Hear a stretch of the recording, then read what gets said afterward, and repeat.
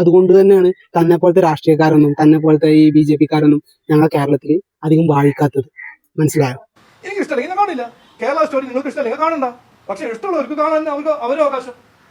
നിങ്ങളാരാണ് തീരുമാനിക്കേണ്ടത് ഏത് പിക്ചർ ഞാൻ കാണണം, ഏത് പിക്ചർ ഞാൻ കാണാൻ പാടില്ല? മുഖ്യമന്ത്രി എങ്ങനെയാണ് തീരുമാനിക്കേണ്ടത്? ആരാണ് മുഖ്യമന്ത്രി? മുഖ്യമന്ത്രി ആരാന്ന് തനിക്കറിയാന്നുണ്ടെങ്കിൽ ഞങ്ങൾ പറഞ്ഞുതരാം മുഖ്യമന്ത്രി ആരാന്നുള്ളത്. ഞങ്ങളുടെ പ്രതിനിധിയായിട്ട് ഞങ്ങളുടെ കാര്യങ്ങൾ സംസാരിക്കാൻ വേണ്ടിയിട്ട്, ഞങ്ങളുടെ വികസനത്തിന് വേണ്ടി, ഞങ്ങളെ മാനവും അഭിമാനത്തിനും വേണ്ടിയിട്ട് ഞങ്ങൾ തെരഞ്ഞെടുത്ത് അയച്ച പ്രതിനിധിയാണ് മുഖ്യമന്ത്രി.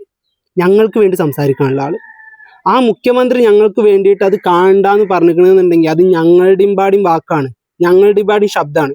ആ ശബ്ദം തനിക്ക് ദഹിക്കണില്ല എന്നുണ്ടെങ്കിൽ അത് താൻ കേരളത്തിൽ ജനിക്കാത്തതിൻ്റെ കുഴപ്പമാണ്. വെറും പേരുണ്ടായാൽ മാത്രം പോരാ. ചാണകവും ഗോമൂത്രവും കഴിച്ചിട്ട് ഈ തെണ്ടിത്തരവും ഈ തന്തല്ലായ്മത്തരവും വിളിച്ച് പറയുന്ന ആൾക്കാരുണ്ടാവില്ല, അതില് കയറി കൂടിയിട്ട് അതിൽ കടന്നിട്ട് ഉരുളുകയാണെന്നുണ്ടെങ്കിലൊന്നും ഈ കേരളത്തിലെ ജൻസ് കിട്ടൂല.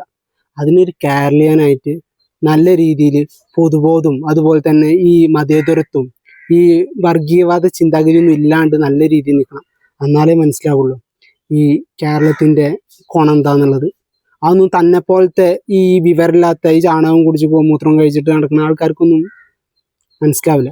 അത് തന്നോട് പറയേണ്ട ആവശ്യമില്ല. അതുകൊണ്ട് തന്നെയാണ് തന്നെ പോലത്തെ രാഷ്ട്രീയക്കാരൊന്നും തന്നെ പോലത്തെ ഈ BJP-ക്കാരൊന്നും ഞങ്ങളെ കേരളത്തിൽ അധികം വാഴിക്കാത്തത്.